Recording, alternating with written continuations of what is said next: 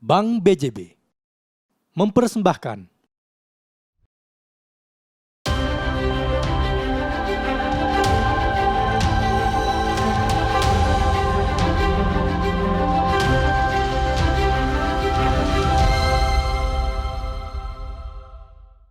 Kembali bersama saya, Antik Bintari, dalam program Bersama Pakar, tentunya di Mata Milenial Indonesia TV, Matanya Indonesia. Pemirsa, menurut Kartika Wiro Atmojo, Wakil Menteri Badan Usaha Milik Negara, pembangunan infrastruktur terus berlanjut di masa pandemi COVID-19. Sebab pembangunan infrastruktur dinilai menjadi kunci penting dalam transformasi ekonomi nasional. Setidaknya ada 5 manfaat yang bisa diperoleh atas kelangsungan pembangunan infrastruktur. Pertama, mewujudkan biaya angkut logistik yang lebih kompetitif. Kedua, peningkatan daya saing investasi. Dan ketiga, penciptaan lapangan pekerjaan. Lalu keempat, penciptaan pusat kawasan ekonomi baru. Dan kelima adalah meningkatkan pelayanan publik.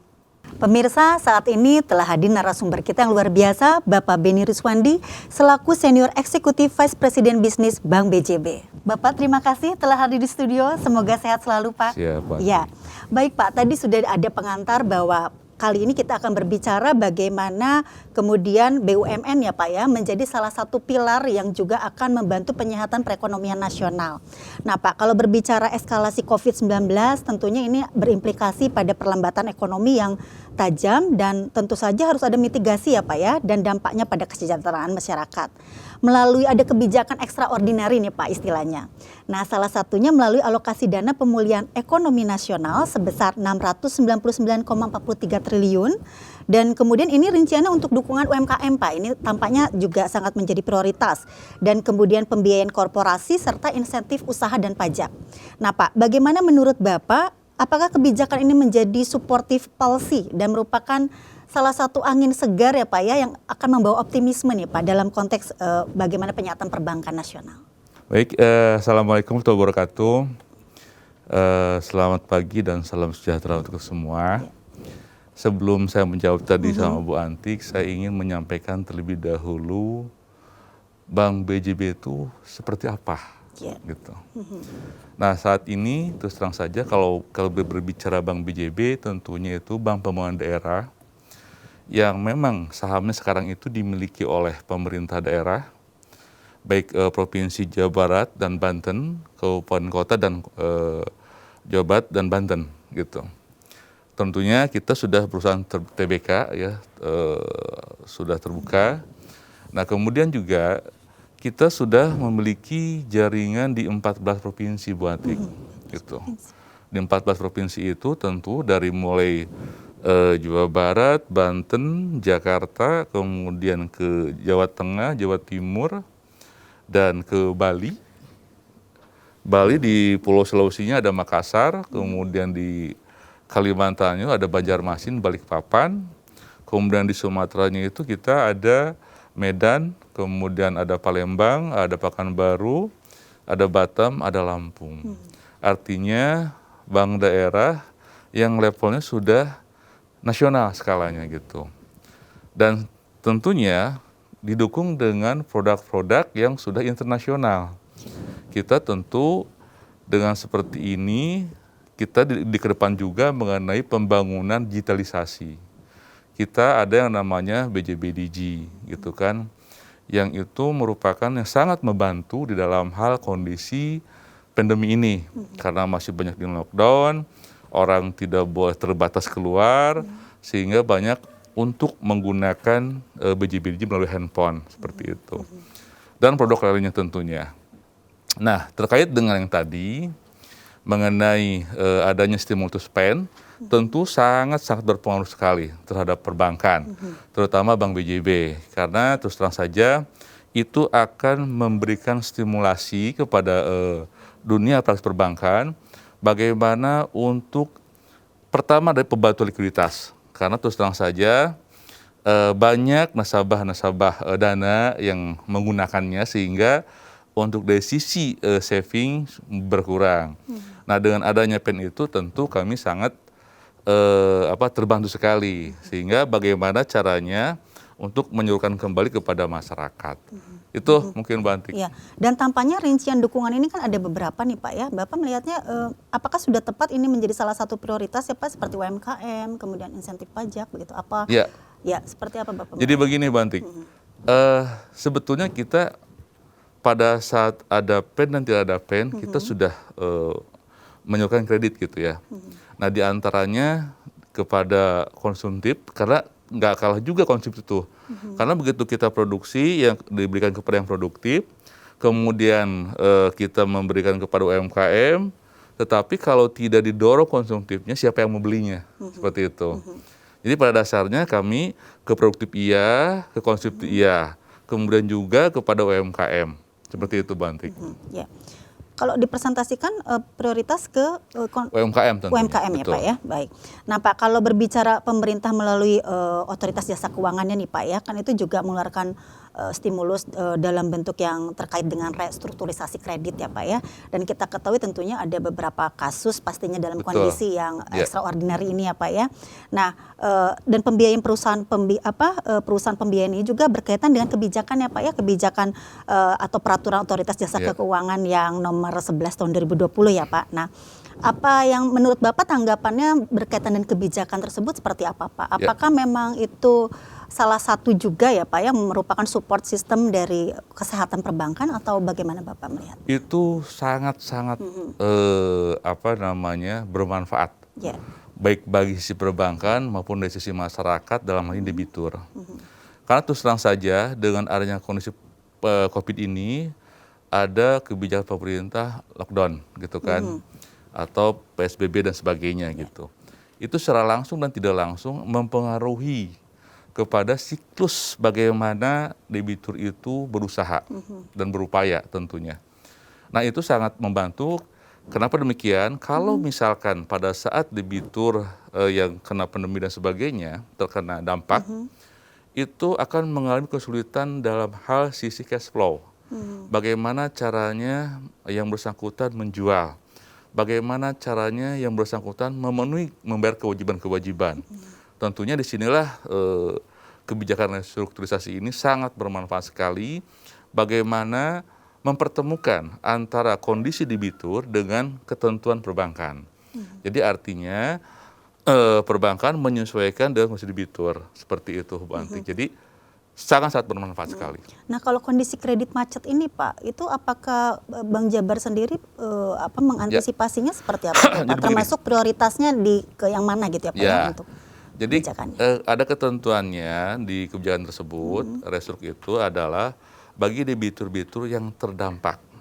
Tapi yang sebelumnya macet itu tidak dilaksanakan gitu, karena sebelumnya macet itu memang dari awal sudah macet gitu. Tinggal bagaimana opsi penyelesaiannya, tentunya dengan kebijakan-kebijakan yang ada di perbankan tersebut.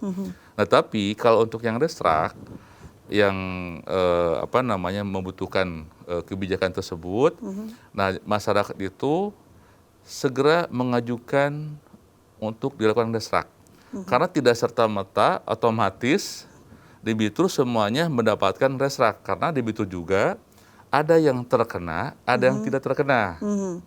Contoh misalkan untuk yang di sektor kesehatan itu sebetulnya tidak terlalu terdampak gitu.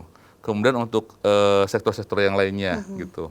Tetapi sektor yang memang yang sangat terdampak, contoh dari sisi infrastruktur yang lainnya, industri, kemudian para pengusaha kecil, itu sangat terdampak sekali. Jadi memang ada indikatornya, dan kalau yang memang sudah macet di awal itu tidak menjadi ini ya. Tapi tidak juga diberi peluang Pak. Misalnya kan karena ada kondisi tertentu juga, artinya kan ada dua problems ya, kredit macet sebelumnya dan sekarang juga permasalahan itu bagaimana Pak kalau dalam kondisi seperti itu? Sebelum pandemi, sudah pandemi, sebetulnya hampir setiap kebijakan perbankan itu ada bagaimana mereka itu supaya cepat menyelesaikan kredit, masalah kreditnya gitu, dengan berbagai cara gitu kan. Tadi dengan pola restruk, kemudian juga dengan pola pengurangan dari sisi kewajiban bunga dan lain sebagainya. Itu tergantung dari masing-masing kebijakan perbankan. Untuk BJB khususnya tentunya ada pola-pola pendekatan gitu kan. Tadi pertama bagaimana kondisi debitur masih bisa berusaha. Ya tentunya kami kalau seperti itu memberikan kesempatan untuk melakukan angsuran dan menjadwalkan seperti itu. Kemudian kalau misalkan yang bersangkutan sudah sifatnya sukarela, tidak selesai, tidak ada lagi, ya tentunya kami akan memberikan kesempatan untuk melakukan pembayaran. Tentunya terserah apakah melalui bantuan orang lain ataupun dengan cara menyerahkan yang menjadi agunan kredit tersebut untuk dijual gitu. Ya. Jadi tetap mengacu pada prosedur yang memang sebelum COVID juga sudah ada ya Pak diberlakukan. Ya baik Pak. Tadi juga Bapak telah sampaikan sempat juga terucap bahwa ini berbicara pembangunan infrastruktur ya Pak ya. Untuk pembiayaan infrastruktur itu juga termasuk yang salah satunya juga menghadapi kendala ya Pak dalam konteks pinjaman dan lain-lain. Nah, Bapak melihatnya pembangunan infrastruktur kan tetap menjadi fokus nih ya Pak ya untuk menjadikan transformasi ekonomi nasional. Nah kalau peran perbankannya seperti apa ya Pak untuk menyikapi permasalahan tersebut? Karena infrastruktur kan harus terus berjalan nih Pak ya. Iya. Jadi memang sepertinya waktu kami sebelum ada pandemi banyak pembelanjaan pemerintah daerah yang melalui pembangunan infrastruktur itu terus terang kita bantu untuk bagaimana mempercepat pembangunan di daerah tersebut dengan cara memberikan kredit kepada para pengusaha yang telah mendapatkan proyek-proyek pemerintah daerah. Dan tentunya di sini juga kami berperan aktif juga di dalam hal bagaimana secara nasional kita melakukan pembiayaan juga kepada para BUMN yang sifatnya bergerak dalam bidang infrastruktur tersebut gitu. Jadi pada dasarnya kami tidak terlepas dari program-program baik pemerintah daerah maupun pemerintah pusat. Nah, kalau demikian Pak, kebutuhan kredit di sektor tersebut tetap terjaga atau tetap menjadi prioritas ya Pak ya? Ya, tetap bagaimanapun juga itu merupakan sektor yang bisa kita biayai gitu. Artinya tentu dengan mempertimbangkan masalah dari sisi skala prioritas gitu. Apakah itu berasal pemerintah pusat atau daerah itu sifatnya masih ada sumber pengembalian dan tentunya berasal dari pembelanjaan daerah maupun kantor pusat. Itu mungkin Bu Anti. Ya, baik Pak. Nah ini menarik Pak, Provinsi Jawa Barat kan diketahui tadi ya Pak ya BUMD-nya adalah BJB dan sudah ada 14 cabang ya Pak ya di 14 provinsi ya Pak, ada 14 provinsi BJB tersebut. Nah berarti kan ini sudah luar biasa ya Pak kepercayaan daerah juga. Nah langkah apa sebetulnya yang dilakukan oleh Bank BJB gitu ya Pak untuk mendorong pemulihan ekonomi khususnya akselerasi dengan pembangunan ekonomi di daerah masing-masing tadi ya Pak? Seperti apa Pak? Nah jadi Bu Antik begini, tadi Bank BJB itu karena pemiliknya adalah shareholdernya Provinsi Jawa Barat dan Banten, kabupaten dan kota, tentunya BJB dalam hal melakukan bisnis pun tidak terlepas dari apa yang dicanangkan oleh pemerintah daerah ataupun pusat atau kabupaten kota gitu. Kita selalu bagaimana melakukan sinergitas, kemudian juga kolaborasi dengan cara bagaimana supaya ada semacam pembangunan yang tersecara komprehensif. Di antaranya kami Bank BJB ada yang namanya BJB Indah. BJB Indah. Iya. Itu singkatan dari infrastruktur daerah. Jadi artinya BJB Indah itu bagaimana untuk mendukung, mensupport dari sisi lembaga keuangan kepada pemerintah daerah, provinsi maupun kabupaten kota gitu.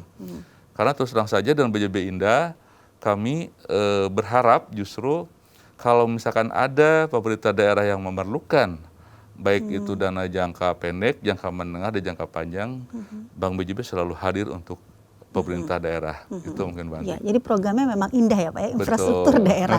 Ya baik, nanti kita akan lanjutkan Pak pada segmen berikutnya.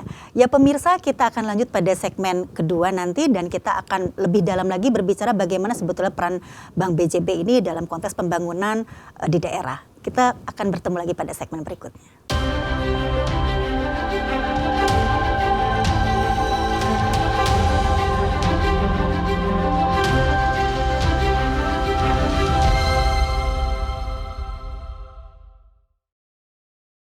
Acara ini dipersembahkan oleh Bank BJB. Bank BJB mempersembahkan sajian cita rasa perbankan yang berkualitas. Masukkan produk pilihan. Tuangkan dan aduk merata. Untuk kesempurnaan layanan finansial, campurkan dan tambahkan bumbu layanan perbankan. Untuk kelezatan bertransaksi.